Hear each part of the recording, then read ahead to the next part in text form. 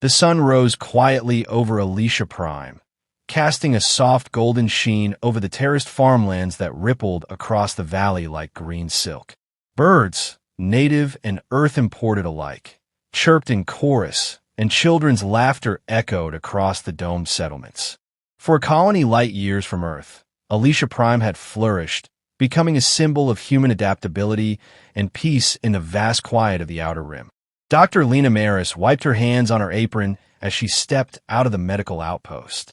The day's first patients had already come and gone, minor scrapes and a case of heat rash. She was looking forward to breakfast with her daughter, Mira, who'd been drawing stars on the table again the night before. Across the valley, Commander Bryce Heron stood atop a watchtower, sipping synthetic coffee and watching the horizon. He wasn't expecting anything today, not pirates, not wildlife, not even a storm.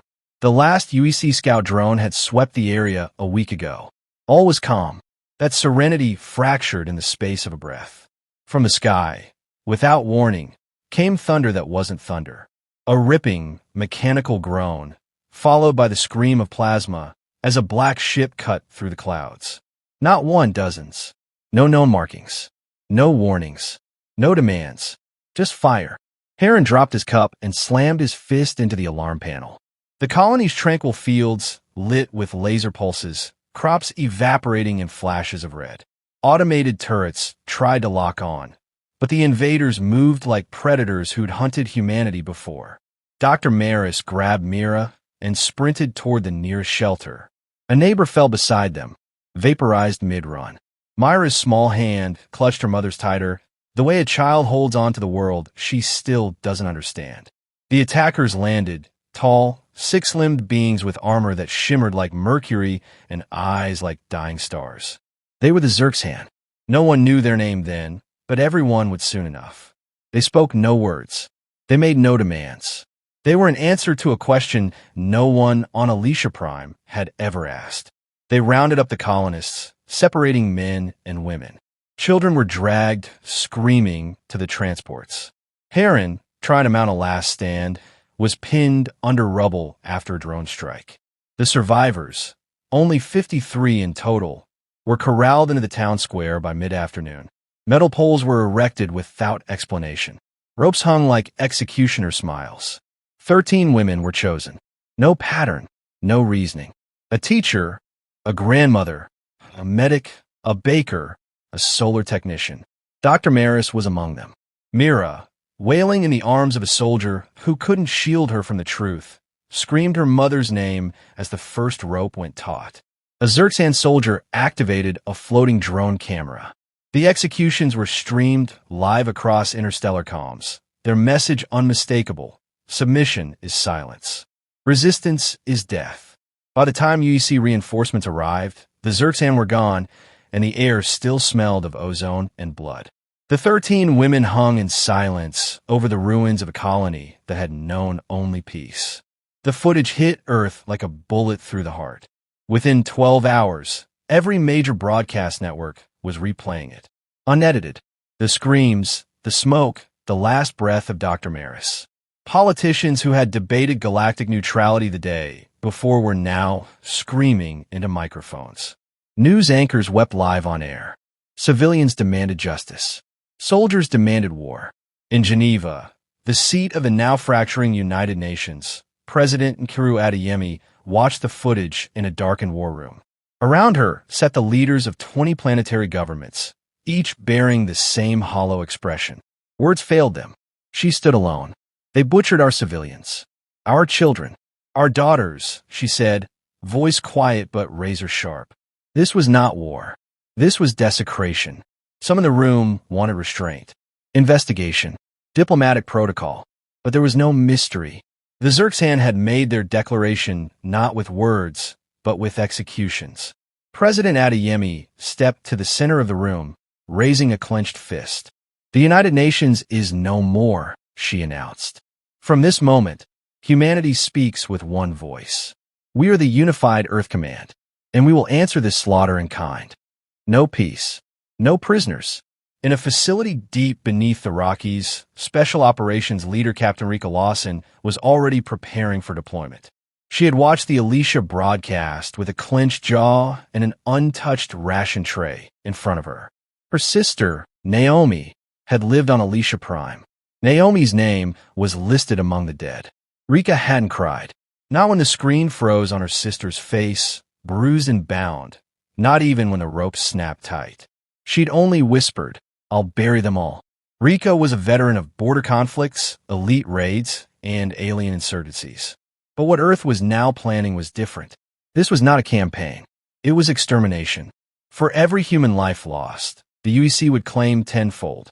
Morality was a luxury humanity had just shed.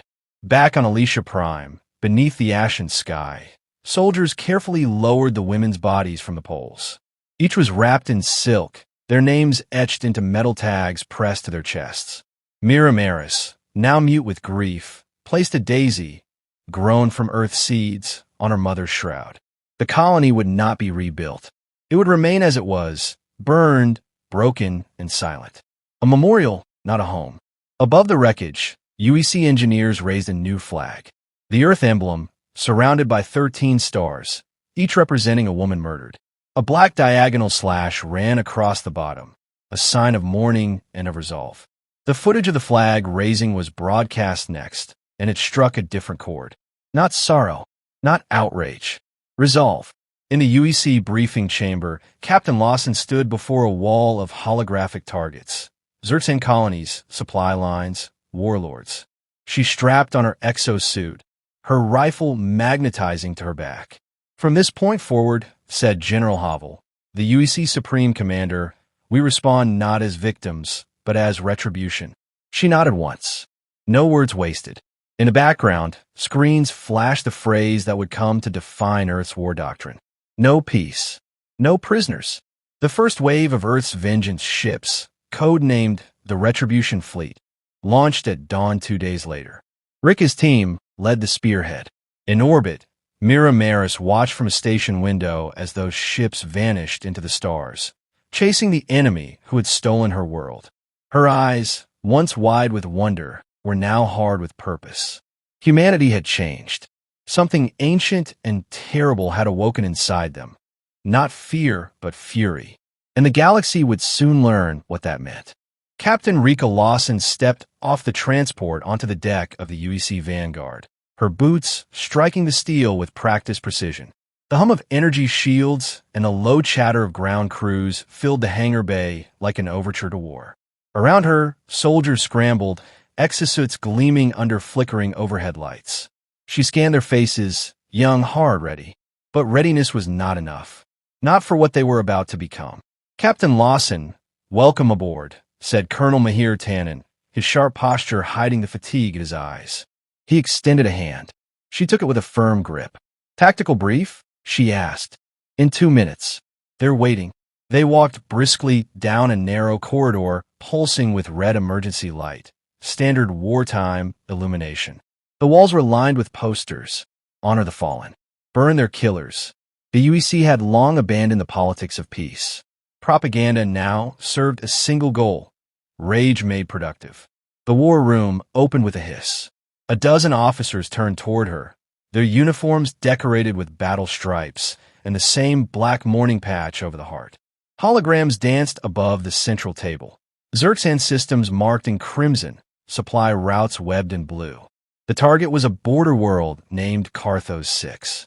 "Intel confirms it's a logistics hub for the Xerxhan's Western Fleet," Colonel Tannen began.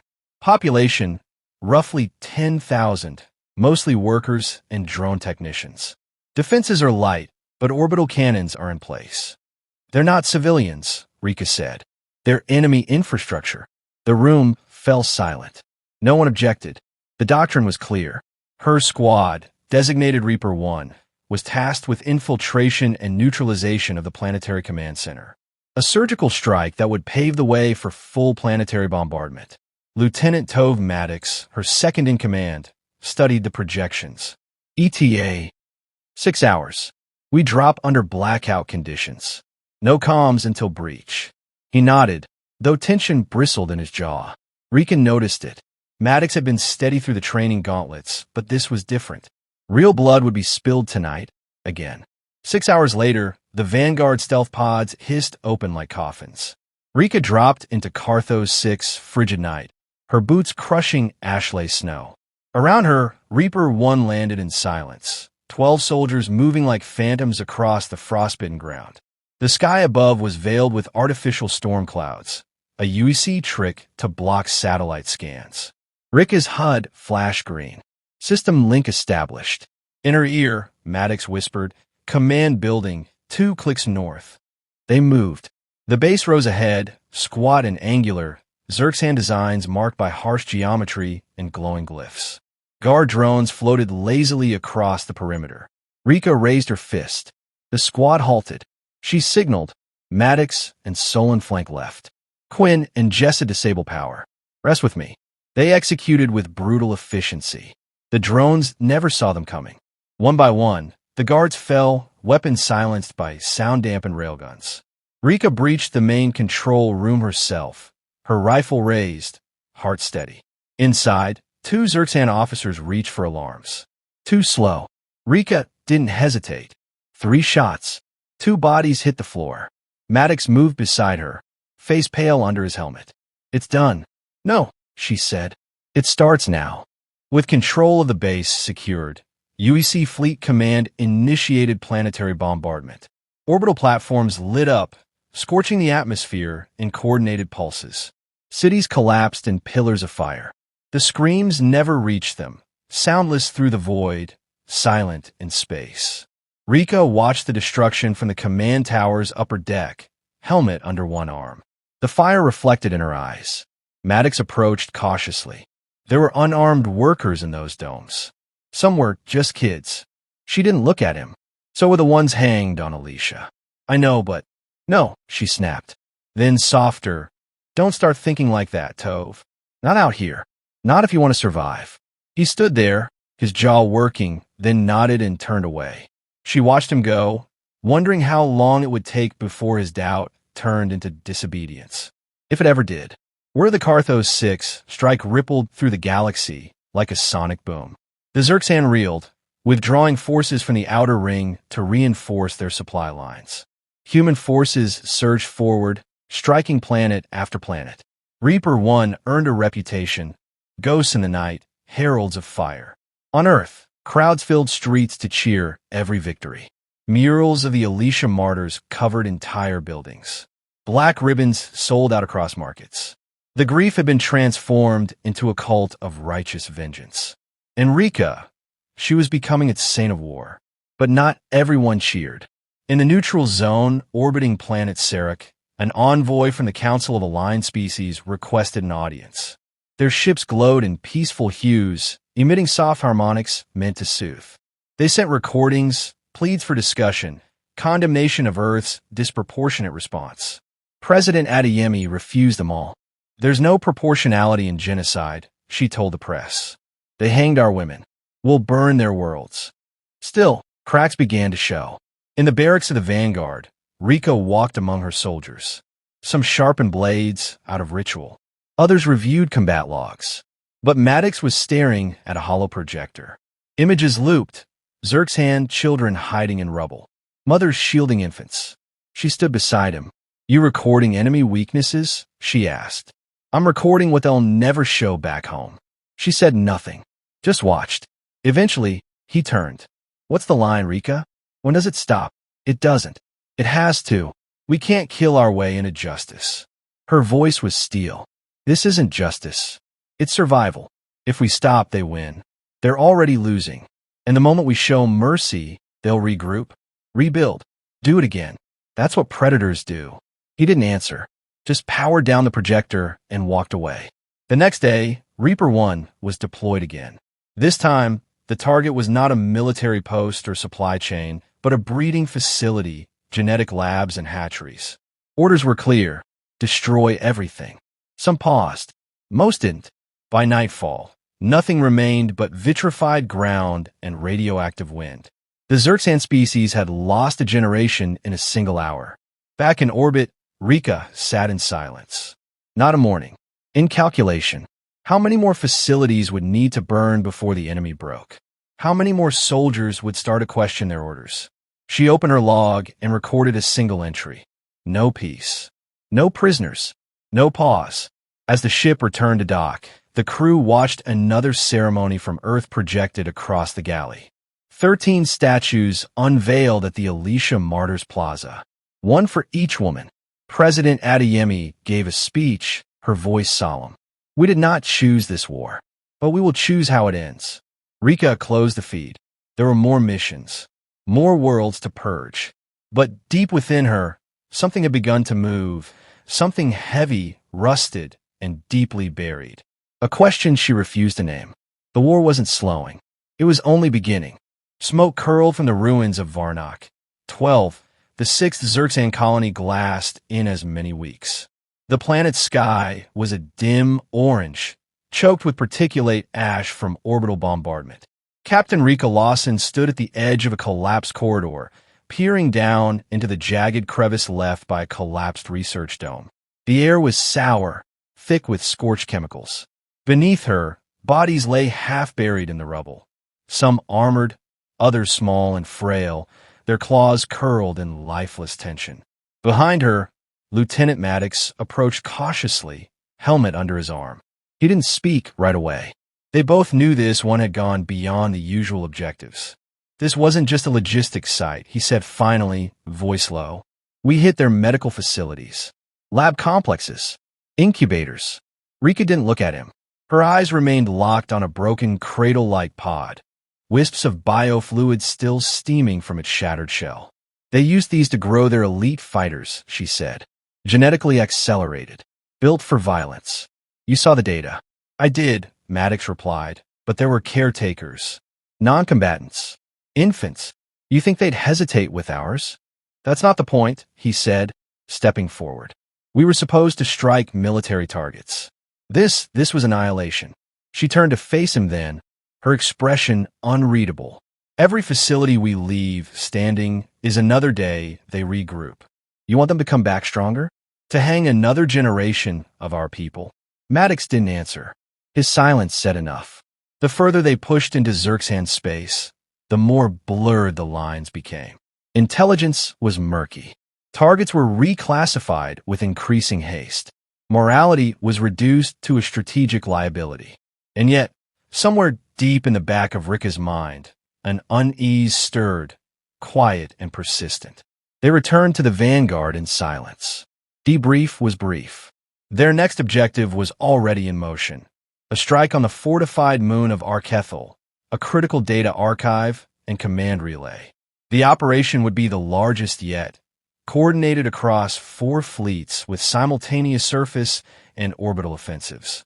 Victory, if achieved, would cripple Xerxhan's Central Command.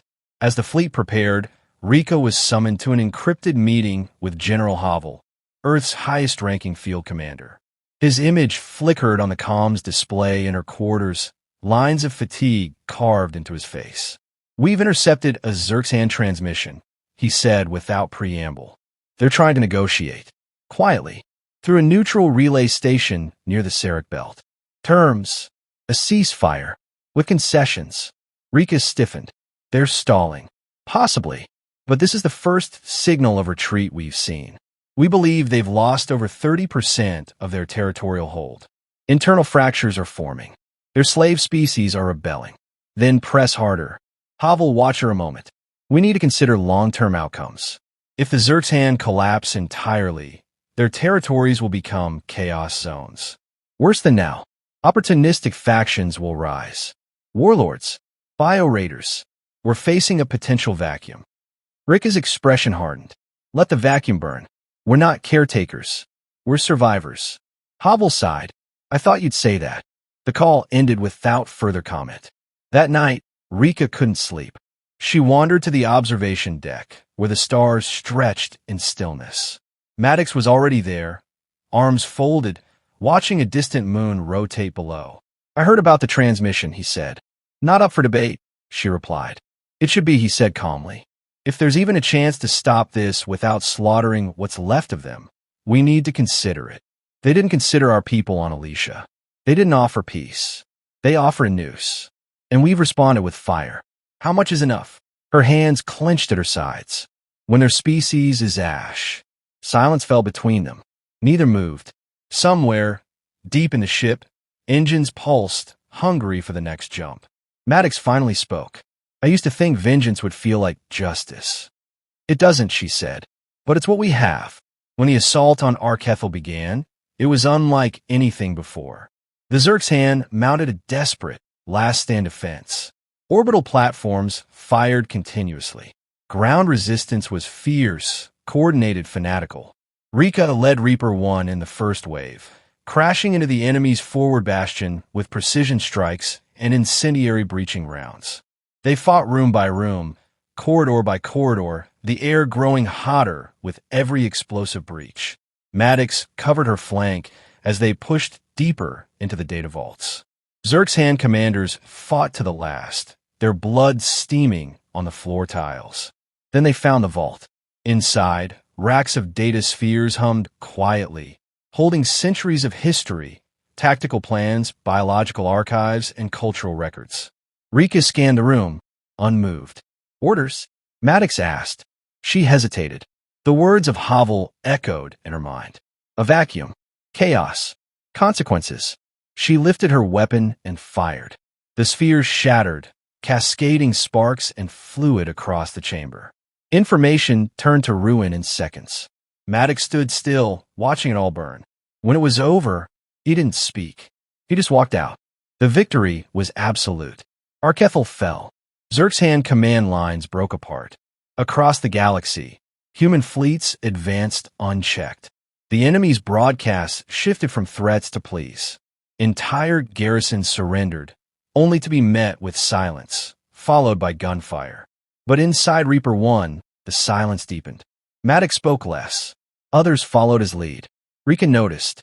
She kept her reports clean, her orders sharp. She had no room for fracture. The war demanded unity, not questions. Then came the rebellion. On Etris 9, a species long enslaved by the Xerxhan rose up, striking down their overlords in a wave of revolution. They broadcast a message not just to their allies, but to Earth. We watched you destroy our tormentors. We saw your wrath. But if you are to be our liberators, show us you are more than vengeance. Show us mercy. It reached every human ship, every outpost, every soul who still remembered Alicia and the flames that followed. The message was met with conflict. Some cheered it. Others scoffed. Some in UEC command debated whether Earth's image among the stars had become that of a reaper rather than a redeemer. Rika said nothing publicly, but alone, in her quarters, she replayed the message again and again. The voice was calm, female, layered with both fear and hope. A sliver of her, buried under orders and resolve, remembered Mira Maris, the child who had lost her mother on Alicia Prime. She wondered if the girl still watched the broadcasts, if she had grown up believing that revenge could ever be enough. When the next orders came through, total eradication of the final Xerxhan homeworld, Rika read them without reaction. The screen blinked. Operation Final Silence authorized. Thor Hammer warhead approved. She walked to the armory. Her rifle felt heavier than usual. Her armor tighter. Her breath slower. Outside, the stars awaited. The final stage had begun. The Thor Hammer warhead sat at the center of the drop bay like a sleeping god, vast and silent, its surface etched with radiation warnings and a seal of absolute authority. Unified Earth Command, Final Silence Protocol. Only 3 such devices had ever been built.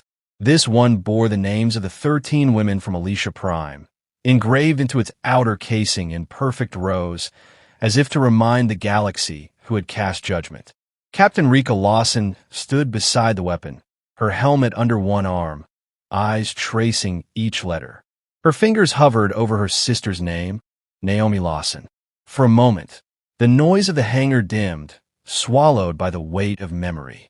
She hadn't spoken her sister's name in months. It had become something sacred, sharp, and private. General Havel's voice cracked through the comms channel. All units, prepare for final insertion. Xerxhan Prime defenses remain active, but fractured. Primary objective is delivery and detonation of the Thor Hammer at planetary core depth. Secondary objectives, Eliminate command remnants. Secure species termination. The feed ended. No ceremony. No doubts. Lieutenant Maddox approached, armor scuffed, his expression unreadable. He didn't ask if she was ready. That time had passed. Still, there was something in the set of his shoulders, worn but determined, that made her wonder how much of the man she first met still remained under the scars. "We'll never get another chance," he said. Rika nodded. "Then we don't miss." The descent into Xerxhan Prime was chaos. Anti-air batteries clawed at the drop pods with burning teeth, but the fleet's barrage opened enough holes for insertion. Reaper One's pod screamed through the atmosphere, shaking violently as it punched through cloud and fire. On final approach, 2 pods exploded mid-descent, leaving behind nothing but spirals of smoke and fragments of flesh. They landed hard in a dead zone, once a capital city, now reduced to jagged ruins. The streets were cracked and scorched, piled with debris and craters. Buildings leaned like broken teeth under a rust-colored sky. The wind carried ash and the low, almost human moan of the dying. Rika led the way, weapon raised.